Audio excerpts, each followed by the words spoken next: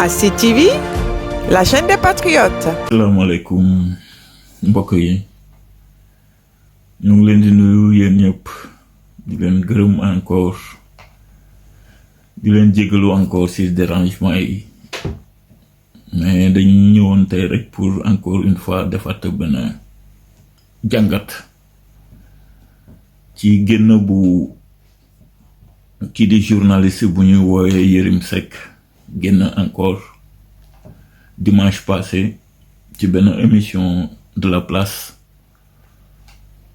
mu def ci ay observation yoo xamante ni ñun tamit biñ ko déggee am na nuñ ko jàngatee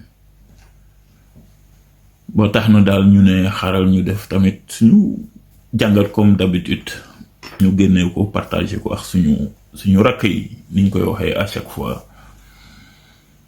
dañ dégg journaliste boobu nga xamante ni yàgg nañ ko gis ci plateau yi di ko dégg saa su nekk mu ngi wax ci lu bari ci lu jëm ci politique Sénégal.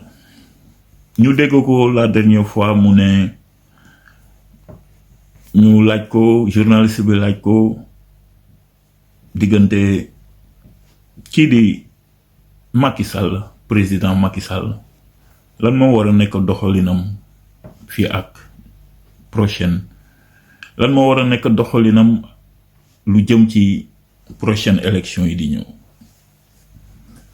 ndax dafa war a bokk warul bokk.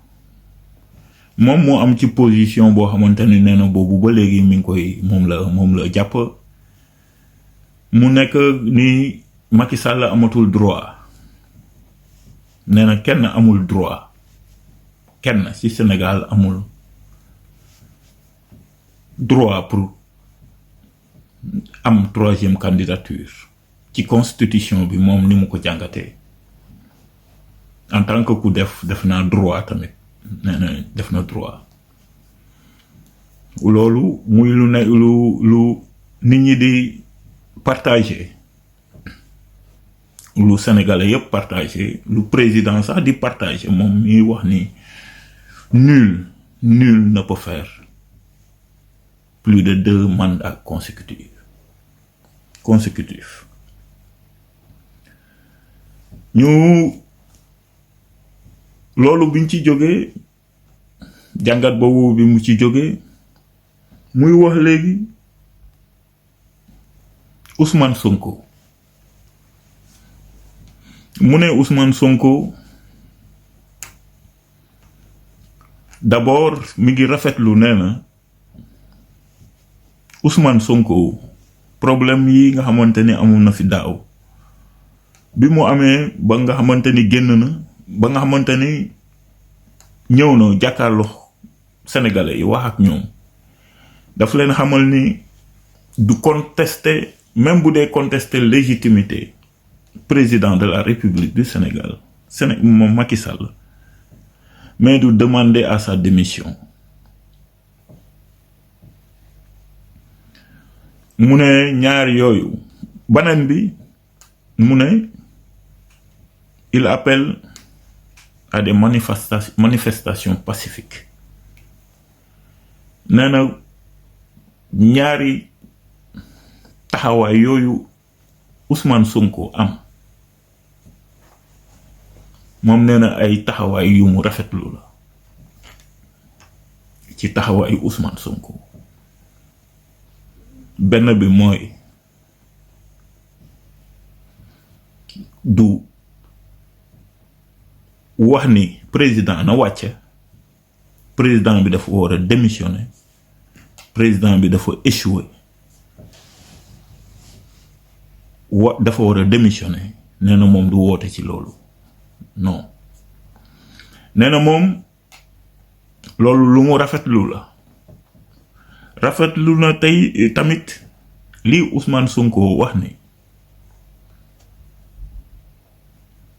bu dee dañuy manifester te nañuy manifester mais nañ ko def pacifiquement parce que nee na loolu daf ko def ci jamono boo nga xamante ni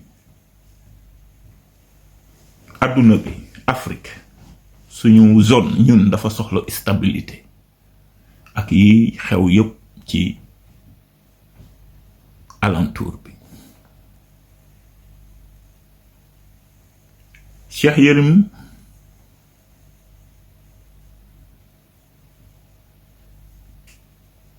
mu ne léegi après loolu mu ne d'abord Cheikh Yérim sax biñ ko laajee ci Ousmane Sonko dafa def benn temps d'arrêt dafa essoufflé loolu ñu jàngat ci tamit mu nekk benn jàngat bu ñuy jàngat le temps d'arrêt qu'il a fait pour répondre à la question sur Ousmane Sonko fii ak 2024 mu ne journaliste bi diw fii ak 2024 dafa sori de bi mu koy wax dafa triste parce que xam na ne c'est pas la vérité bi muy koy wax dafa triste gars yi dama leen ci vidéo bi ngeen xool ko dafa triste parce que il disait quelque chose qui n'est pas conforme à la vérité c'est-à-dire que ni 2024 li fi des dafa sori ba ci lu nekk xaj na ci alors que 2024 c'est demain ou bien après-demain.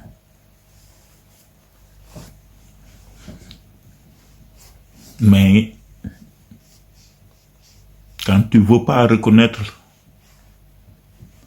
les réalités du moment, quand tu veux pas reconnaître la vérité tangible du moment, tu peux toujours t'animer d'illusions dans tes pensées. Loolu mooy waral des fois gars yi ci seeni analyse duñu objectif parce que y a des illusions dans la tête que yeneen i mbir ñoo nekk à leur base, c'est une cause mooy sa illusion mooy yow sa bëgg-bëgg mooy yow sa gis-gis sa bëgg-bëgg loolu noonu nga bëgg mu demee parce que sax yaa ngi ciy liggéey moo tax doo objectif mais Cheikh si tu étais vraiment un observateur objectif, tu allais savoir que il n'y a aucun offre politique en ce moment. Comme tu le dis, que d'ici 2024, il y aura plusieurs offres. Tu dis que d'ici 2024, il y aura plusieurs offres.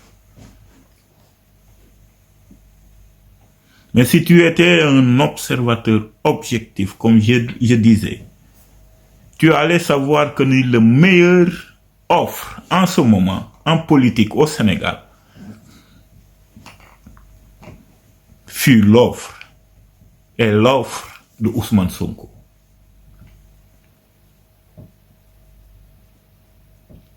Le meilleur offre que le peuple, que la jeunesse, futur responsable de son destin, du Sénégal, de l'Afrique, a choisi l'offre de Ousmane Sonko.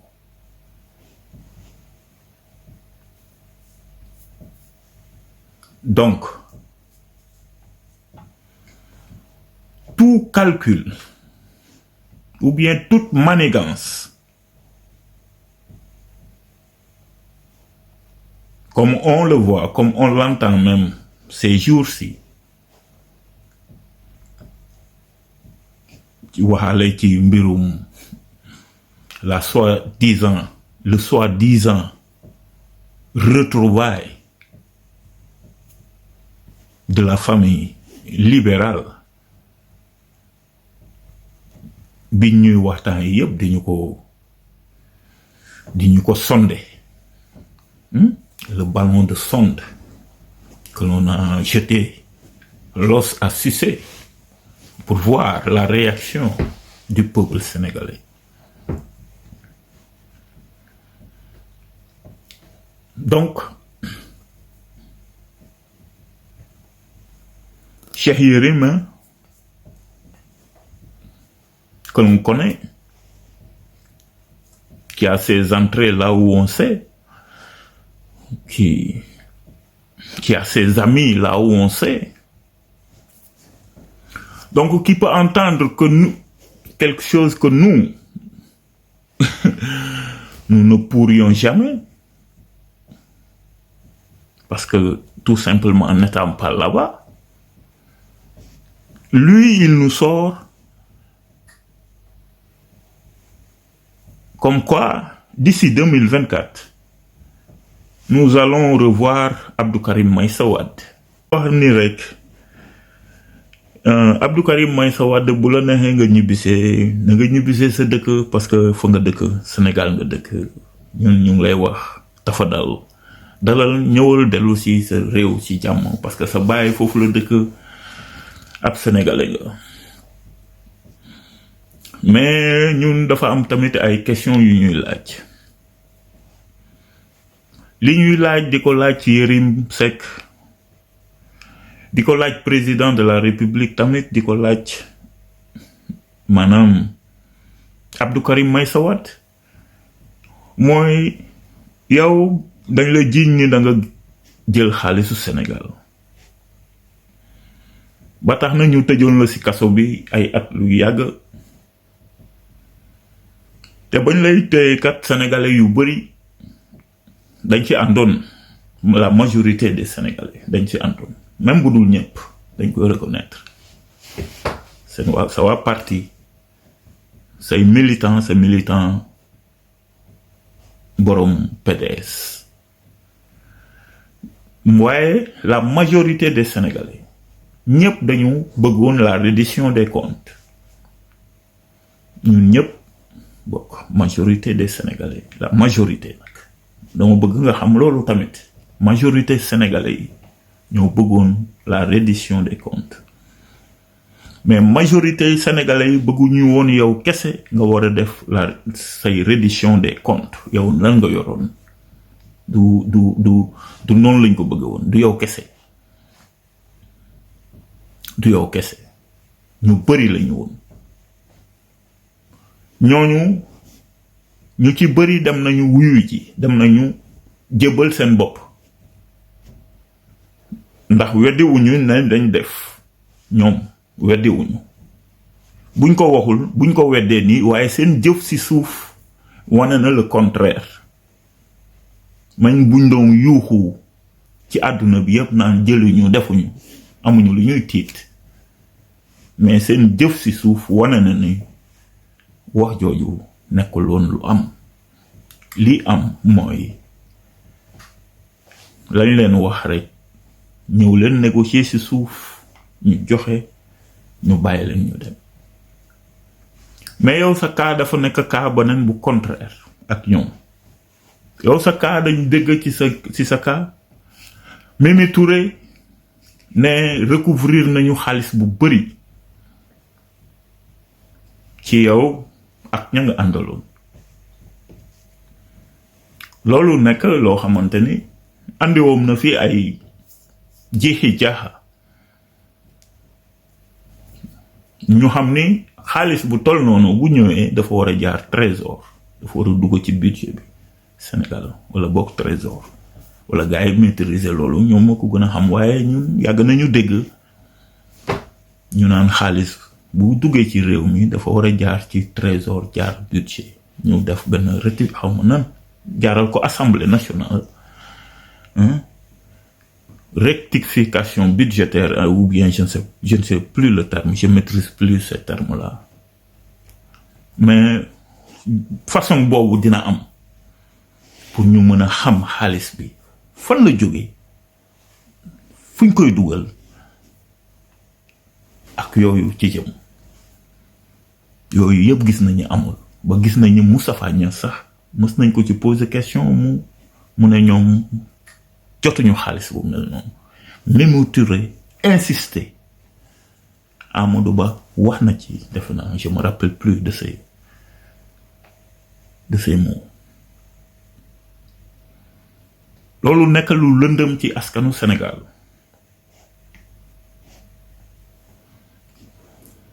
ba tey ñu ne ñu askan wi yaa ngi waaj a ñëw ba tax na waa PDS ñoom gis nañ ni Macky Sall moo ngi teg ay jalons yoo xamante ni moo ngi teg ay jalons yuy wane ni Macky Sall kat mi ngi changer comportement mi ngi changer doxalin mi ngi changer gisin par rapport ak PDS par rapport ak Abdoulaye Wade par rapport ak Abdou Karim Meïssa Wade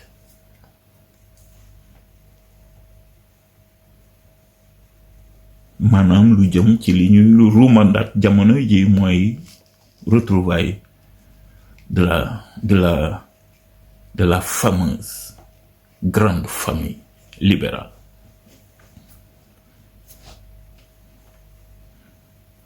ñun nag loolu ñu am ci ay jàngat yu ñu ci am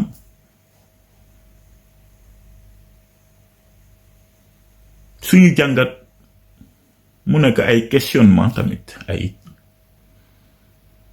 laaj yu muy àndal mu jëm mu mel ni laaj yu mel ni pour l'intérêt de qui?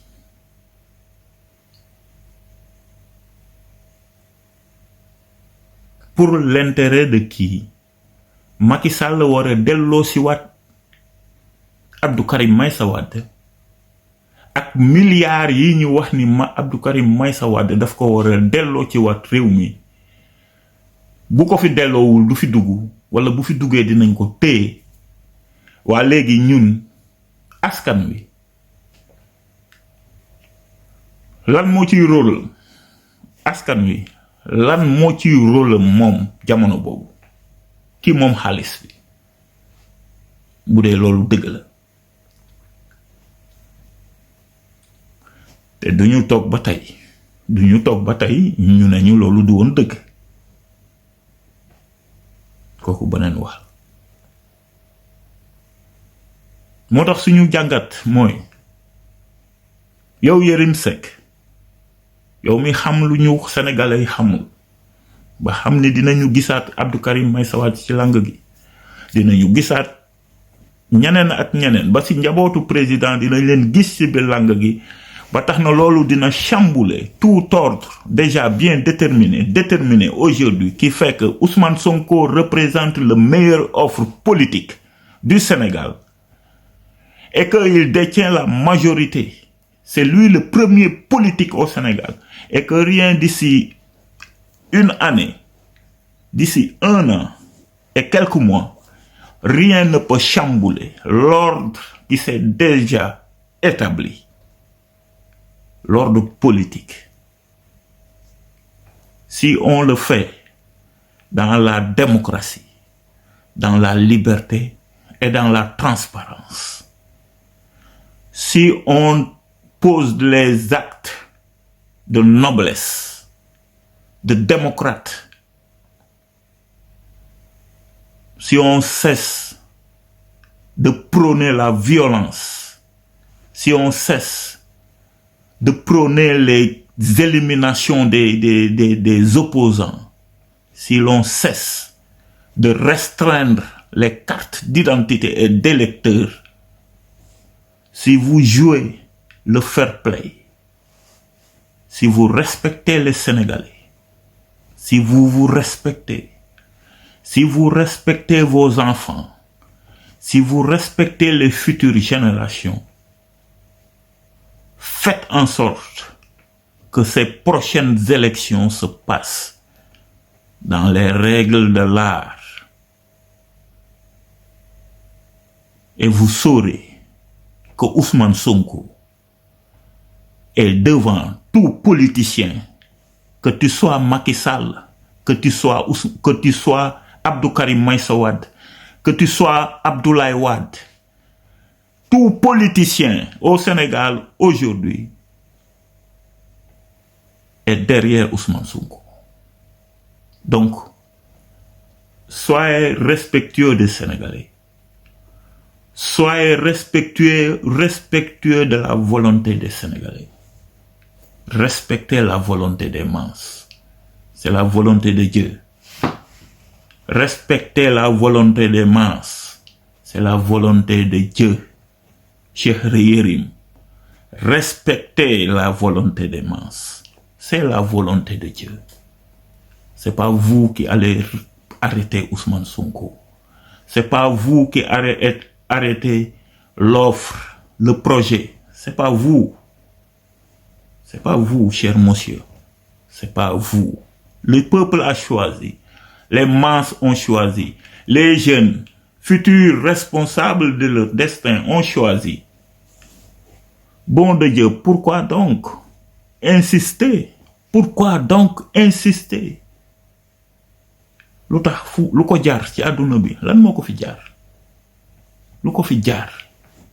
Soyez objectif et responsable. Loolu mooy wax bi. Loolu mooy wax bi. Yow laajuloo lu tax laajuloo xaalis bi ñuy toppee Abdou Karim Meïssa Wade laajuloo ko nga naan dinañ fi gisaat Abdou Karim Meïssa Wade. C'est ça que le peuple veut. ñoom bëgg nañu na Abdou Karim Meïssa Wade dellu si. ñu loolu mooy suñu aspiration loolu lañ bëgg. Mais dellu si noonu rek dugalaat ko ci biir géew bi ne ko acca bëreel yow xam nga pour mën a jaxase affaire yi carte gi parce que Ousmane Sonko est là, il dérange. Il risque de chambouler les choses parce que il est trop fort. Il est trop fort. Yàlla moo ko jox jagleel jox ko. ASID TV, la chaîne des patriotes.